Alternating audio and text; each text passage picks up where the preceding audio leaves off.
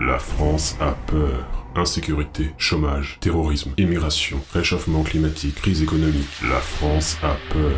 Les chiffres sont dans le rouge, les courbes ne s'inversent pas et les banlieues sont devenues des zones de non-droit. Les syndicats, les militants écrasent les valeurs de la nation, sabotent nos vies. Grève de transport, manifestations scandaleuses, dépravation, sang à l'air. La France a peur. L'environnement est complètement détraqué, acculant l'honnête travailleur. Pluie, neige, forte température, le ciel n'a plus aucune clémence. La France a peur. Les Français ne se sentent pas en sécurité. Ils réclament plus de dispositifs de surveillance et plus de contrôle. Ah!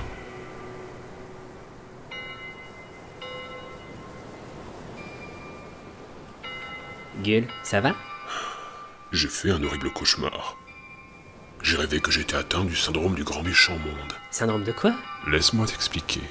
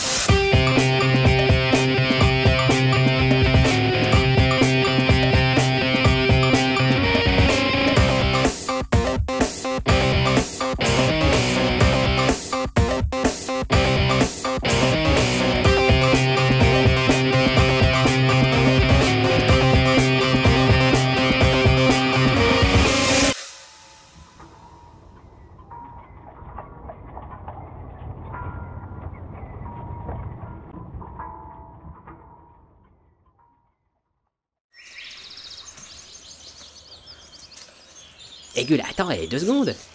Tu m'as toujours rien dit de ton cauchemar sur le syndrome du grand méchant loup. Syndrome du grand méchant monde. Ouais, c'est ça. Le syndrome du grand méchant monde est une expression forgée par George Jepner, suite à une série d'observations sur les effets de la télévision. Oh non, Gueule, tu vas pas nous refaire le discours de la télé, les jeux vidéo ou le cinéma, ça rend violent, ça augmente la criminalité, et blablabla. Non, pas du tout, non. Je pense au contraire que la violence dans les fictions, quand elle n'est pas gratuite, est davantage cathartique. Mais là n'est pas notre propos. Le syndrome du grand méchant monde se caractérise par une vision déformée du monde où nous surestimons les actes de violence, les malheurs en tout genre, notre environnement étant perçu comme dangereux et menaçant. Cette vision du monde serait massivement propagée par les médias, plus particulièrement par la télévision selon Jepner. Prenons une de leurs études de 1976. Jepner et son équipe ont d'abord classé les téléspectateurs en 2 groupes. Les télévores, ceux qui regardent plus de 4 heures de télévision par jour, ce qui correspond aujourd'hui à peu près à notre moyenne nationale pour les téléspectateurs de 4 à 50 ans, et ceux qui regardent peu la télévision, les téléspectateurs occasionnels. Jepner et son équipe ont ensuite demandé à ces 2 groupes d'estimer la probabilité d'être victime de violences physiques durant une semaine de vie normale. Les chercheurs ont constaté que les téléspectateurs occasionnels estimaient cette probabilité à 39%, alors que les télévores estimaient la probabilité à 52%. Pourtant, la probabilité réelle dans le contexte de l'étude est de 1%. Les individus amplifient donc cette probabilité, mais les télévores, selon ces résultats, surestiment bien davantage, 52% au lieu de 1%.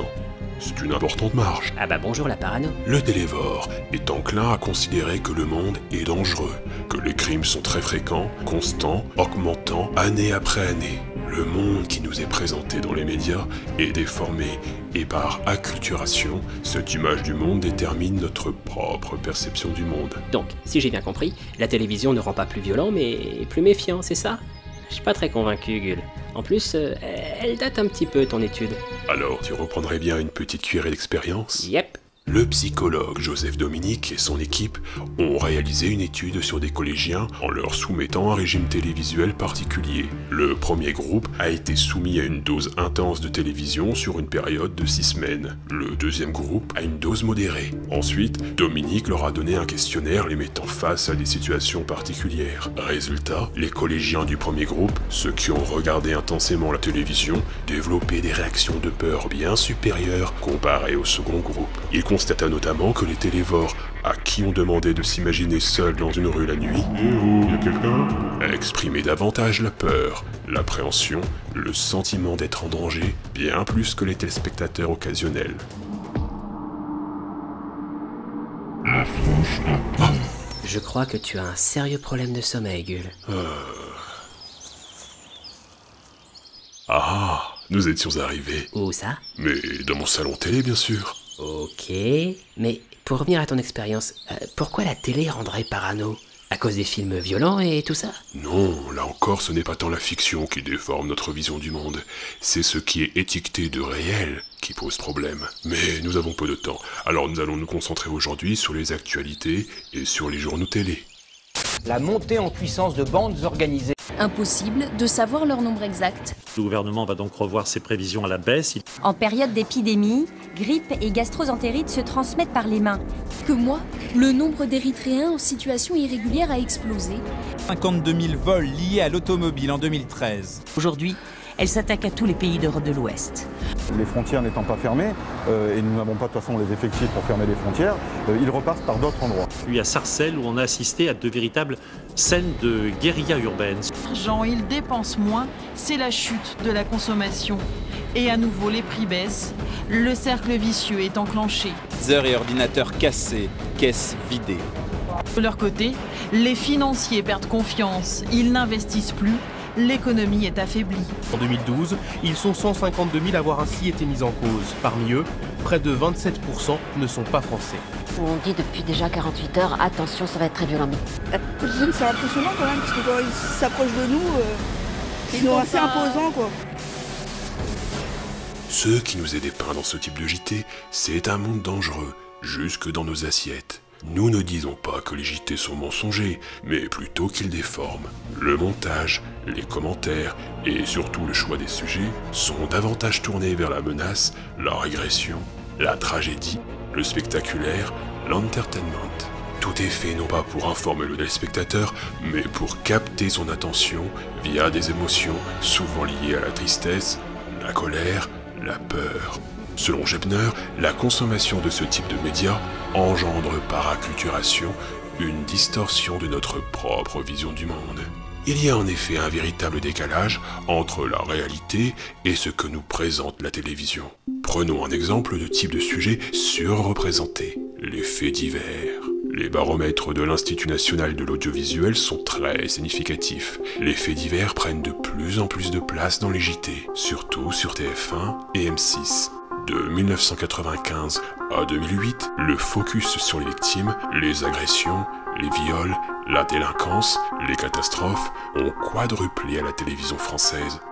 Attends, Gull, si le traitement des faits divers et catastrophes a augmenté, c'est tout simplement parce que les crimes ont augmenté. Ah, tu crois ? Si nous allons jeter un œil du côté des dernières données de l'Observatoire national de la délinquance et des réponses pénales, nous remarquons que les atteintes directes à la personne sur la période 2008-2012 sont en repli. Homicide volontaire, vol et tentative de vol sur la personne, menaces, injures sont globalement en baisse, ou stables. Bien sûr, dès qu'on parle de chiffres, tout est sujet à interprétation et à contre-argument. On peut en dire tout et son contraire, et nous ne souhaitons pas nous reposer sur ce simple argument. Mais on peut facilement constater que les données officielles de ces dernières années n'indiquent en rien une augmentation alarmante et significative de la criminalité en France. C'est même plutôt le contraire. Alors que la tendance des atteintes à la personne est globalement en baisse depuis 2008, le traitement de ce type de sujet à la télévision sur cette même période, 2008-2012, a lui augmenté de 15%. Mais je vois pourtant plein de sondages qui disent le contraire. Que le sentiment d'insécurité des Français est en hausse. Ouais. Ne confondons pas l'insécurité mesurée par les faits et le sentiment d'insécurité. Difficile de dire si le sentiment d'insécurité générale a augmenté, car les enquêtes en la matière ne sont pas sans lacunes méthodologiques. Mais les JT ne cessent effectivement de dire que les Français sont inquiets, qu'ils se sentent en insécurité, qu'ils ont peur. Forcément, cela influence le téléspectateur, développant cette vision du grand méchant monde. Donc, les JT développent à fond les faits divers, ça donne l'impression à tort que les violences criminelles sont de plus en plus grandes, qu'il faut s'inquiéter, que tout le monde a peur, et du coup le téléspectateur a tendance à voir le danger à chaque coin de rue. Tout à fait. Et c'est l'idéologie pro-sécuritaire qui est renforcée. Le téléspectateur, se sentant menacé, sera enclin à souhaiter l'ordre, acceptera plus facilement qu'on renforce les dispositifs de surveillance et de contrôle, se méfiera davantage de ceux qui sont différents de lui, etc. Il sera prompt à accepter les inégalités, les problèmes sociaux, la perte de ses propres droits, du moment qu'il est certain d'être en sécurité. Quand on perçoit une menace, on réduit son champ de vision à la menace supposée et on cesse de voir le reste. Nous tenterons de comprendre qui sont ces casseurs. C'est à l'afflux des migrants, les centres d'accueil. Le durcissement de la grève à la SNCF pour la première fois des incidents. C'est le bilan provisoire des intempéries qui ont dévasté. Tout est prétexte au catastrophisme en début de JT. Quant aux actualités positives, comme les découvertes scientifiques, les initiatives sociales, les expérimentations, les innovations, l'actualité artistique, autre que le dernier blockbuster ou que le dernier chanteur en vogue, elles sont sous-représentées et rarement en premier titre. Les seules bonnes nouvelles qui sont régulièrement mises en avant sont les victoires sportives, ceux qui ne contribuent pas à nuancer le sentiment d'insécurité, mais invoquent davantage la ferveur nationale.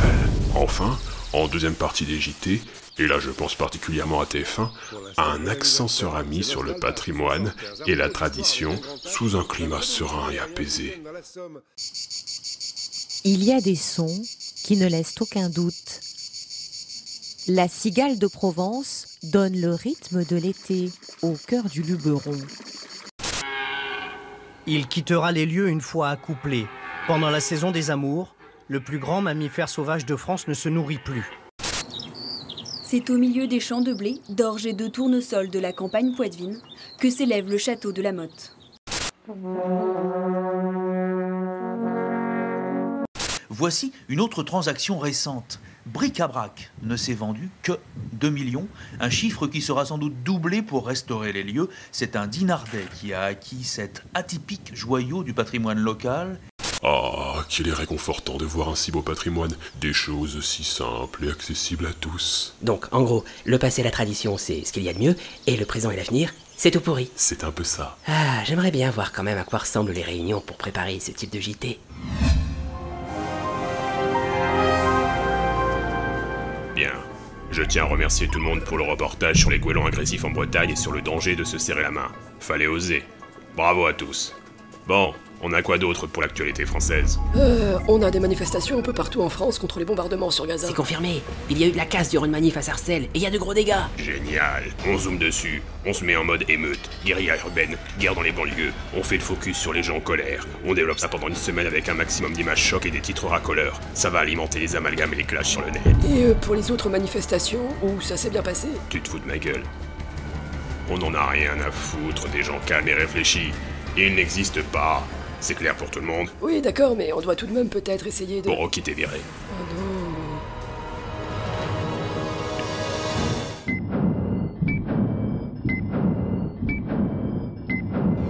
Même les informations à caractère neutre ou positif sont tournées en termes anxiogènes. Par exemple, aux 20h du 17 juillet 2014 sur TF1, un sujet traité de la chaleur estivale et de la joie des vacanciers à se baigner. Au lieu d'évoquer le sujet de façon neutre ou joyeuse du style « température estivale, les gens vont à la plage et cherchent la fraîcheur », il nous est dit « forte chaleur en France, les points d'eau sont pris d'assaut ». Comme si aller à la piscine ou à la plage pour se rafraîchir n'était qu'un mouvement de panique face à un climat austère. Quant au sud-ouest de la France, il étouffe. Tout cela pour nous mener à un deuxième reportage sur les risques de ces changements de température sur notre organisme. Comment notre corps encaisse-t-il ce genre de yo-yo? Y a-t-il des conséquences possibles sur la santé? Et c'est là que les points faibles de chacun peuvent se manifester. Les médecins conseillent la vigilance. Bref, il fait chaud en été, catastrophe. Bien. On a quoi d'autre? Alors, on a Jacques Bauer qui fait un reportage sur les températures estivales en France. C'est de la grosse merde comme sujet. Faites confiance à Jacques, monsieur. J'observe les lieux. Tous les points d'eau ont été pris d'assaut. Jacques, ici le directeur. Le thermomètre augmente. On risque tous une déshydratation. J'ai des images du président. Il manque de fraîcheur. Sa santé est en danger. Et on vient de m'informer qu'il a dû changer de lunettes. Ok. Je dois sécuriser les lieux. Jacques, non, c'est trop dangereux. C'est une plage non surveillée. Attendez que j'appelle nos experts. Je n'ai pas le choix. Le compte à rebours a commencé. On est bientôt à 30 degrés. Jacques, non.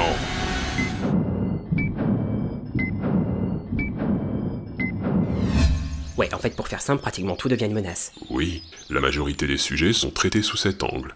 L'ambiance anxiogène commence dès le générique et l'amorce un état d'esprit, celui du danger. N'importe quoi. Laisse-moi te le prouver. Commençons d'abord par bien sélectionner nos sons.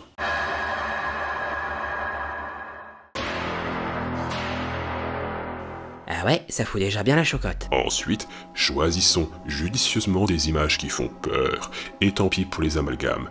Des catastrophes naturelles, des militaires, Oussama Ben Laden, une femme voilée au ralenti, suivie de près avec les images des tours du World Trade Center qui s'effondrent en 2001. Tu te fous de moi, Gull? Comment on pourrait faire un générique aussi stéréotypé et too much? Ah, hélas, technicien, ce générique existe.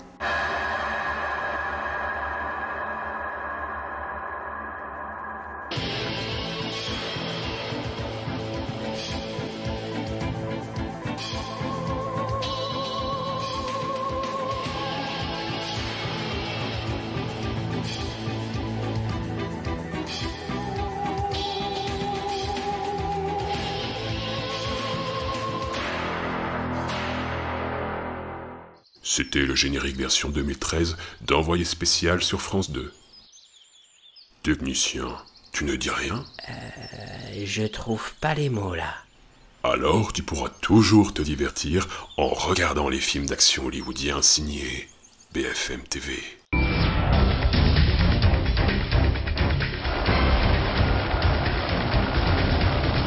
Des images impressionnantes, surréalistes. Toutes les conditions n'étaient plus... Nous sommes du Parlement, l'ambiance est beaucoup plus tendue que tout à l'heure. Sur la route du front, quand nous sommes interpellés... À partir de 22h... BFM TV, priorité au direct. Ah ouais, y a pas à dire, ils sont forts. Directeur, on a une urgence, il pleut en Bretagne. Merde, faut pas louper ça. Ok, vas-y. Bon, ok, les gros JT traitent l'information en amplifiant le drame et en faisant de l'actualité un spectacle. D'accord, mais c'est quoi le problème finalement? Ah, on entre là dans le vif du sujet. Tout d'abord, l'attention est maintenue. On est instantanément attiré par le spectaculaire, l'émotionnel, les arguments négatifs, les images rapides. Nous sommes codés pour la survie, donc notre attention est automatiquement attirée par le danger, par les choses négatives, le bizarre, le sexuel. Les JT sont massivement regardés lors de catastrophes ou d'événements importants, mais quand il n'y a rien de tel pour attirer et fédérer le public, les petits événements, parfois insignifiants, sont volontairement amplifiés, transformés en événements majeurs pour capter l'audimat. C'est ce qui arrive quand il pleut ou neige abondamment, sans forcément qu'il y ait des drames ou des dégâts. On dépêchera des journalistes un peu partout pour faire de la météo le titre principal des JT. Il neige donc à très gros flocons sur Paris et l'Île-de-France depuis maintenant 2 bonnes heures. Une nouvelle grosse offensive de l'hiver avec... Gares fermées, des bus supprimés, des routes impraticables. Ouais, tout à fait, il neige à très gros flocons. Dans le centre-ville, normalement très fréquenté, les terrasses n'ont même plus besoin d'être nettoyées, la pluie s'en est chargée. Et depuis, eh bien, il est complètement impossible pour ces voitures, elles mettent énormément de temps, un quart d'heure, parfois une demi-heure, pour faire juste quelques mètres. Mais ont-ils appris à se méfier de ce soleil printanier? Les bons élèves sont rares. Mais avec ce temps, les tables restent bien vides. Il fait pas beau, il n'y a pas de soleil. Fait froid. Et voilà comment on transforme un non-événement en événement qui enclenche les mécanismes automatiques de notre attention. Jacques, vous y êtes? Ouais, mais je n'ai aucune image alléchante. En plus, les gens ont l'air habitués. Merde, Jacques, on est bientôt à l'antenne et on n'a rien à se mettre sous la dent. J'ai pas le choix, je vais sous la pluie, sans capuche. Jacques, non, c'est trop dangereux. Putain, c'est vraiment un pro. Ok, on met ça en gros titre. Faites venir l'expert météo sur le plateau avec toutes ses cartes et son jargon. Ressortez des images d'archives. Dites qu'on n'a pas vu ça depuis 30 ans. On met quoi comme titre? La Bretagne sous les eaux. Et faites l'interview d'un toubib sur les risques bactériologiques en cas de forte pluie.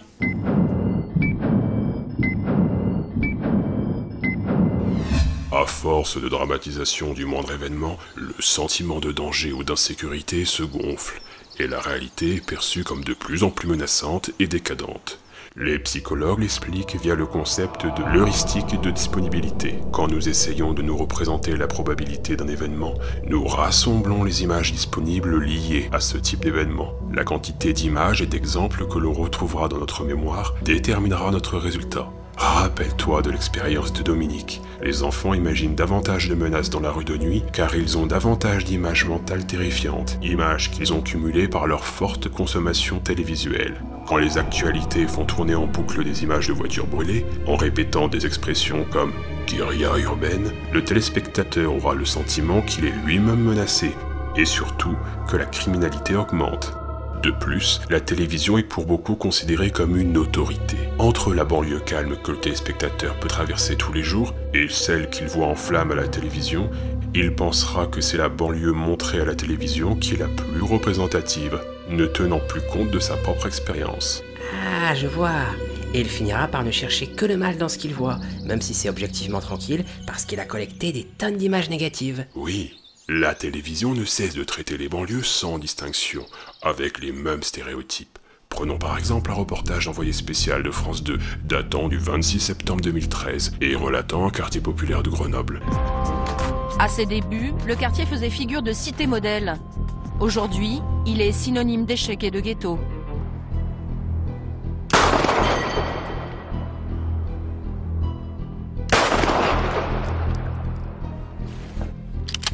Ce reportage a révolté les habitants de la Villeneuve, en décalage complet avec leur quotidien. Les personnes interviewées ne reconnaissaient plus leur propre discours, transformé par la magie du montage. L'association d'habitants de quartier de la Villeneuve a réclamé un droit de réponse et porté plainte pour diffamation. Plainte qui a été déboutée, mais dont le procès aura permis de mettre en lumière ce type de stigmatisation trop fréquente à la télévision. Je sais que c'est un quartier aussi qui peut connaître des moments très difficiles, avec des questions de sécurité qui peuvent être présentes, mais c'est aussi un quartier avec des réussites. Et je pense que malheureusement, ce type de reportage focalise et généralise uniquement sur les difficultés, d'où le sentiment de trahison que peuvent ressentir les habitants. On a notamment pu apprendre grâce à ce procès que dès la signature du contrat de production en 2012, avant même le début de l'enquête qui a débuté en 2013, les conclusions du reportage avaient déjà été préétablies par le titre même de la commande. La Villeneuve, de l'utopie à l'enfer. Jacques, on t'envoie encore sur le terrain. Tu vas devoir mener une enquête en immersion totale en banlieue. Et je suppose que j'adapte mon angle de vue en fonction de mes recherches. Bien sûr, Jacques. Faut juste respecter le titre de notre contrat de production. Banlieue, une guerre civile permanente qui menace la nation. Merci, chef. Je ne vous décevrai pas. Autre déformation fréquente, les mouvements sociaux. Lors d'une grève dans les transports en commun, par exemple, les JT développeront peu les raisons du mouvement. Leur enquête sera très limitée. Par contre, ils présenteront abondamment les plaintes et l'exaspération des voyageurs. Au fil des arrêts, certains esprits s'échauffent. Vas-y, ta gueule, là. C'est dans ma faute que vous êtes de pied la merde.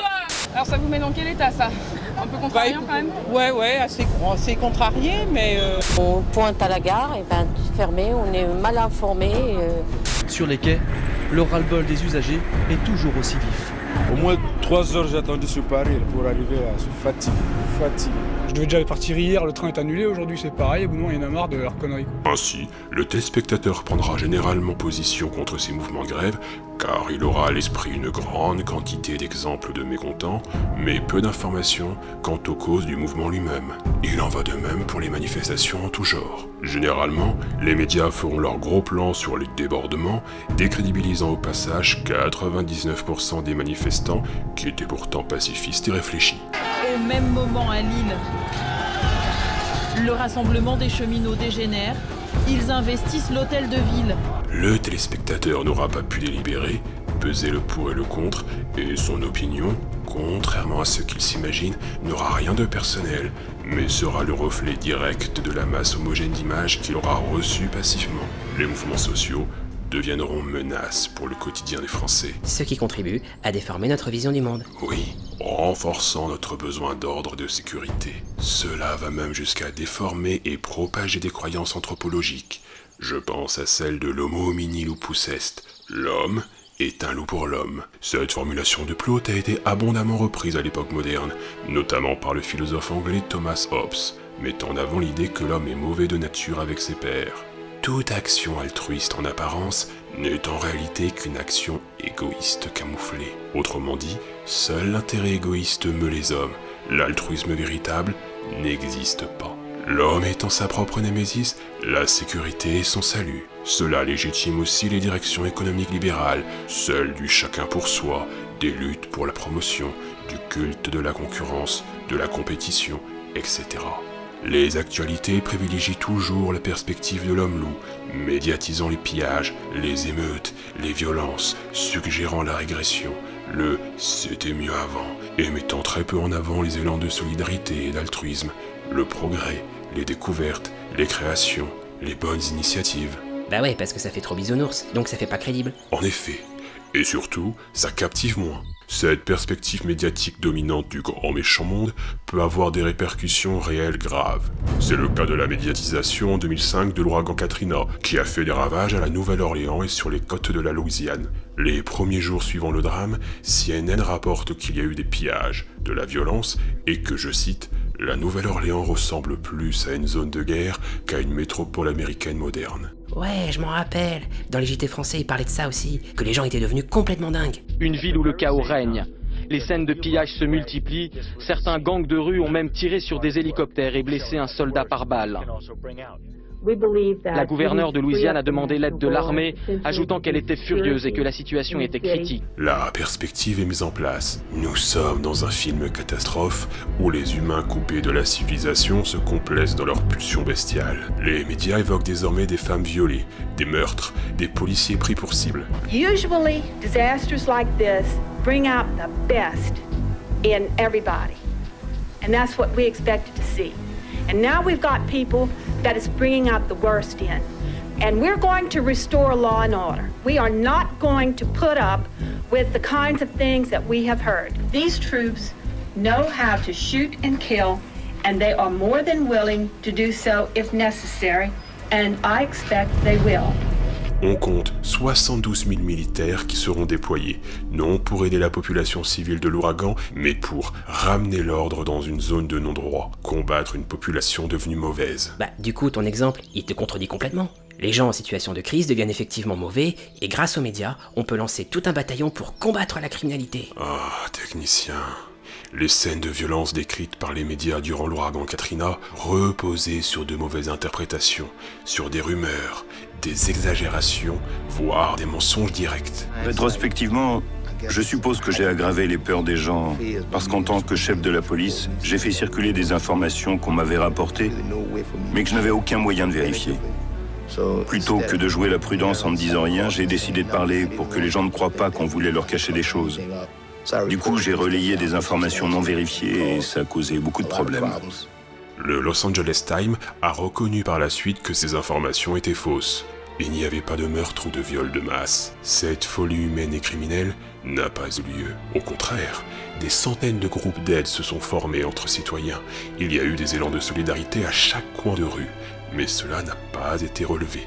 À cause de la perspective méchant monde des médias américains, les aides ont été détournées vers des menaces inexistantes. La peur propagée par les médias a mis la population en danger. Les habitants ont cessé de faire confiance aux secours, tout autant que les secours faisaient moins confiance à la population qu'ils devaient pourtant aider. Bah merde alors. Les médias américains sont en avance sur nous quant à la perspective grand méchant monde. Par exemple, lorsque les médias américains décrivaient la crise dans les banlieues françaises, ils évoquaient une guerre civile en France, montrant une tour Eiffel en flammes et évoquant une attaque de grande envergure sur tout le territoire. France is under bitter siege by Muslims, and the weak Chirac government has been exposed in front of the world. For nearly 2 weeks, Chirac has allowed the insurrection to build in ferocity, refusing to use his military, allowing anarchy in the streets.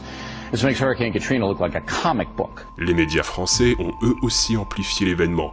Ce soir encore, ce journal sera donc largement consacré à cette vague de vandalisme sans précédent. Avec des attaques qui font parfois froid dans le dos. Ce sont de véritables scènes de guérilla urbaine. Les incendiaires ont également pris pour cible des églises, des locaux de police, des écoles. Les Clichois ont plus peur de ce qu'ils ont vu à la télévision que ce qu'ils ont vu par leurs fenêtres. Et vraiment, moi, j'avais des coups de fil de gens qui étaient à l'extérieur, qui me demandaient si j'étais pas mort, quoi. Si c'était le pays est en feu, Clichy-sous-Bois était en feu. Mais bien sûr que non. En France, nous avons aussi droit à nos petits logos terrifiants. Par exemple, pour indiquer les zones de braquage de boutiques de luxe en région parisienne, TF1 a eu le bon goût de faire apparaître une nébuleuse d'armes à feu en fond d'explosion. Pourtant, en 7 mois, une dizaine de braquages et d'attaques y ont eu lieu, pour un butin total estimé à plus de 5 millions d'euros. À écouter les intervenants dans ce reportage, on en vient à conclure qu'il faudrait augmenter le nombre de caméras de surveillance en ville. S'équiper face à des modes opératoires qui conjuguent audace et rapidité. Rappelons toutefois qu'une caméra de surveillance ne permet pas de stopper une voiture bélier ni d'identifier un braqueur masqué.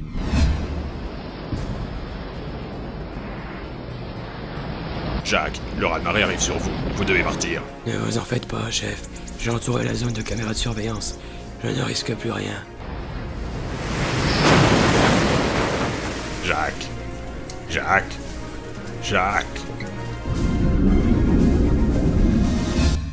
Mais, Gull, alors, ce sont les politiques qui manipulent les médias? Oh, c'est là une question complexe. Médias et politiques sont interdépendants, fonctionnent dans la même série de rouages, avec, évidemment, les groupes d'intérêt privés qui sont des mécanismes centraux, bien plus encore que les politiques. Mais nous reparlerons de cela une autre fois. Ce que nous voulons mettre en évidence aujourd'hui sont les conséquences directes du grand méchant monde sur le spectateur, notamment dans les actions individuelles. Notre champ de vision conditionne notre champ d'action. Nous agissons selon l'interprétation que nous nous faisons de notre environnement. Celui qui ne croit pas en l'altruisme, en la solidarité, à l'entraide gratuite, ne sera pas en mesure lui-même d'effectuer ce type d'action et ne le remarquera même plus. Par contre, voyant autrui comme une menace potentielle, considérant l'humanité comme foncièrement mauvaise, celui-ci hésitera beaucoup moins à écraser ses pairs si cela est dans son intérêt. Et quand il découvrira de bonnes initiatives, des actions solidaires et humaines, il prônera l'indifférence, la moquerie, le cynisme, traitant les individus non infectés par le syndrome du grand méchant monde de naïfs ou de bisounours. Mais j'ai encore une question. Pourquoi vouloir captiver le téléspectateur à tout prix, lui faire peur comme ça, transformer l'actualité en spectacle? Si ce n'est pas systématiquement des manipulations politiques, il y a quand même forcément une raison. Oui, il y en a une. Ok les gars, on y est. Jacques, vous m'entendez? Je comprends pas. J'étais pourtant protégé par une centaine de caméras. Tenez le coup, Jacques. Régis, on en est où? On y est presque, chef. J'attends votre top. Maintenant.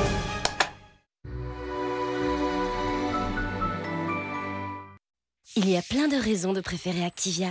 Quelle est la vôtre? À mon âge, je sais bien ce qui me va et me va pas. Jacques, vous voyez ça? C'est exactement pareil. Il y a des aliments qui me réussissent. C'est dans ces moments-là que tous ces sacrifices prennent sens. Profitez-en, Jacques. Vous l'avez mérité. Activia. Merci, chef. Lorsque votre ventre sourit, vous souriez aussi.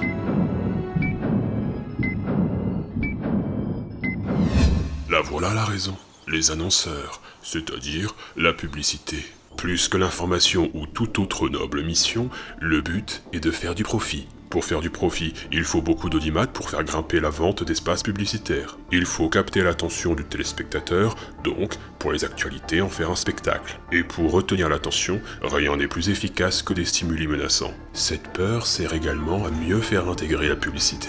Attends, Gull, je pige pas. En quoi la peur sert à mieux faire intégrer la publicité? Tout d'abord, le cortisol libéré par la peur ou l'anxiété empêche le fonctionnement optimal des zones frontales du cerveau, ces mêmes zones qui servent au traitement rationnel de l'information. Un climat anxiogène entrave l'esprit critique, et on tient plus facilement pour vrai ou crédible l'information enrobée de catastrophisme. Encore une fois, quand il est question de menace, la suspension d'incrédulité est plus forte. La peur suscitée, même à petite dose, à tel point qu'on n'en se rend même plus compte, engendre non seulement un besoin de sécurité, d'ordre, mais aussi et surtout un besoin de consommer. Ah bon? N'oublions pas que nous avons des réflexes similaires aux animaux pour les questions de survie. Quand on se sent menacé, en danger, on s'assure d'avoir des provisions de côté et un environnement immédiat sûr. On est prêt alors à dépenser sans compter les produits qui nous permettent un plus grand confort ou réconfort, une plus grande sécurité, du plaisir, etc. Par exemple, si les JT mettent en avant, Et avec surenchère, les accidents d'avion, évoquant le manque de sécurité dans les transports, les publicités de voitures diffusées juste après auront un plus grand impact sur le téléspectateur. C'est complètement tiré par les cheveux. Laisse-moi t'exposer une expérience. Le professeur en psychologie Yu-Jai Yi a fait lire à un premier groupe de volontaires un article traitant de la sécurité à bord des avions, et à un deuxième groupe un article traitant des dernières grandes fortunes pétrolières. Puis, à ces deux groupes, il leur a présenté la publicité d'une voiture de grand gabarit. Résultat, le premier groupe, celui qui a lu l'article sur la sécurité dans les avions, retiendra davantage la publicité pour la berline et son désir d'achat de ce modèle sera plus fort. L'article sur le pétrole, pourtant en corrélation plus directe avec le monde automobile, aura peu, voire aucun effet. Pourquoi ? Parce que le reportage sur la sécurité dans les avions a renforcé leur avis positif sur la sécurité du véhicule. Mais la sécurité dans l'avion et la sécurité dans une bagnole, ça n'a rien à voir. Tout à fait, mais l'évocation de la sécurité dans l'aviation amorce un certain état d'esprit. Une marque vantant la sécurité de son produit, que ce soit une voiture ou un fer à repasser, sera davantage apprécié. C'est ce qu'on appelle l'amorçage cognitif. Et c'est ce que font parfaitement les JT, intercalés entre deux longues pages de publicité. Ils amorcent l'esprit du téléspectateur à mieux recevoir les qualités d'un produit vanté par la publicité. Pas besoin d'attendre forcément les pages de publicité pour l'incitation à la consommation. Les JT s'en chargent parfois directement des étapes masquées. Pour les plus stressés qui craignent à l'extrême de perdre leur enfant, la technologie est là aussi. Grâce à cette petite balise connectée, les petits fuyards seront retrouvés. Une marque de vêtements vient même d'intégrer le GPS à ses doudounes. Il faudra juste que l'enfant ne perde pas son blouson. Ah, ça craint. Attends, je n'ai pas terminé. Cerise sur le gâteau, et c'est le cas de le dire, l'état anxiogène, les menaces à répétition, les catastrophes, les images chocs contribuent à augmenter notre gourmandise, notre désir de manger gras et sucré.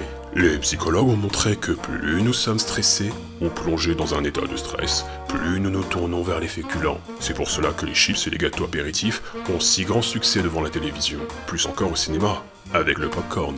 La neuroscientifique Marie Dalman a montré que lorsque nous sommes plongés en situation de stress devant des images anxiogènes, ou en écoutant un discours inquiétant, des molécules nommées glucocorticoïdes sont libérées dans notre corps et dans notre cerveau. Cela active un besoin irrépressible de se nourrir de sucré et de gras. C'est exactement ce qui se passe au cinéma devant un film d'horreur ou un thriller sanglant. Et c'est pour cela qu'il n'y a pas un seul cinéma sans un stand ou un distributeur de ce type de gourmandise. Les prix sont excessivement hauts, car de toute façon, les clients achèteront bien plus facilement qu'ailleurs. Ah bah ça fait peur. Quelques gourmandises, de quoi te réconforter. Ah ouais, je veux bien, ça me fera du bien, parce que là... Attends, gueule. T'es pas en train d'essayer de me manipuler? Ah, excuse-moi, technicien. Si on est attentif aux publicités, on remarquera que l'une des techniques utilisées consiste à présenter une mauvaise nouvelle, une menace, puis une solution ou une occasion de vivre un moment joyeux grâce à un produit. Coca-Cola en est un parfait exemple.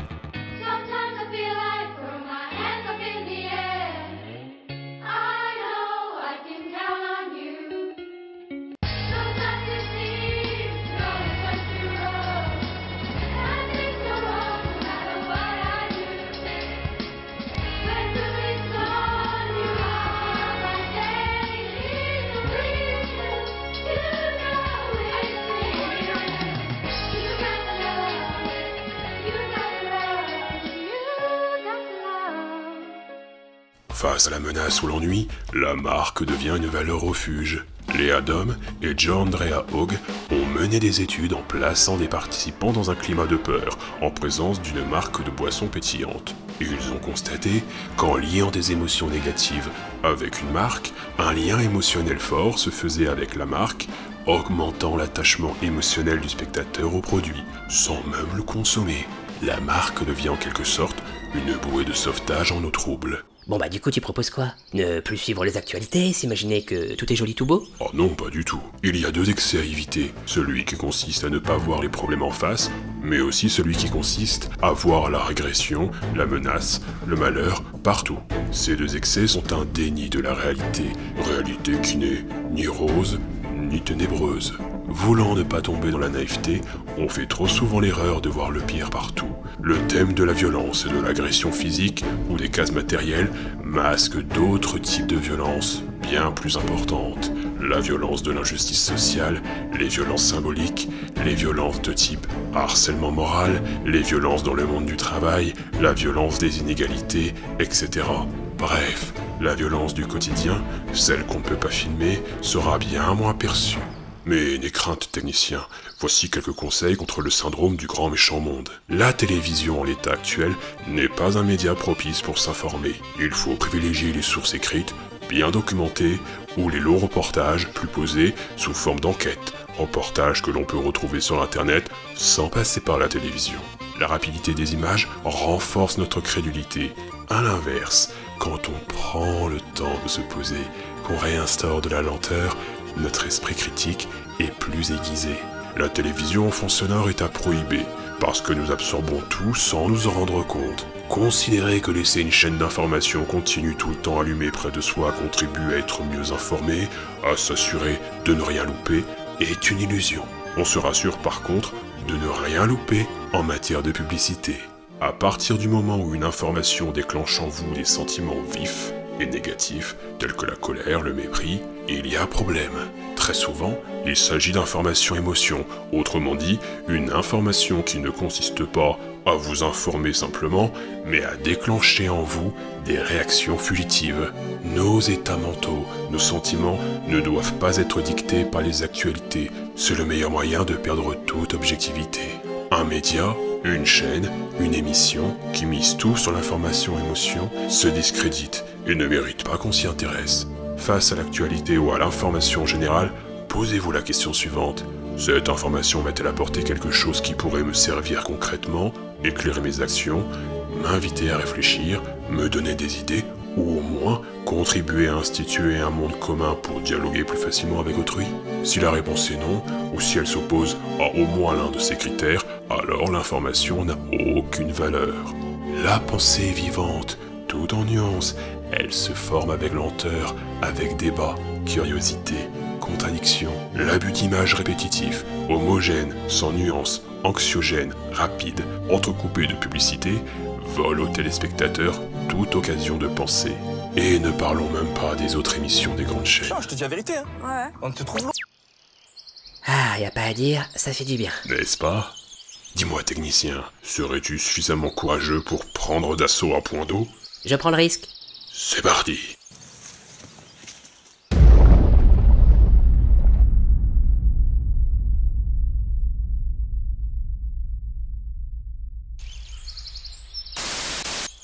La France a peur. Vous pensez vraiment que le monde n'est pas si dangereux? Vous pensez que les médias déforment la réalité? Vous mentent? Vous manipulent? Oui, tous les médias sont corrompus. Les journalistes n'amplifient pas. Au contraire, ils minimisent. Et ils ne vous donnent pas les vrais chiffres sur le chômage, sur l'immigration, sur la criminalité. En réalité, nous sommes très largement au-delà de nos pires craintes. Ne croyez pas les médias. Le monde est bien plus dangereux. Être dominé ou dominant, c'est votre seul choix. Que voulez-vous être vraiment? Un bisounours? Ou une personne bien informée?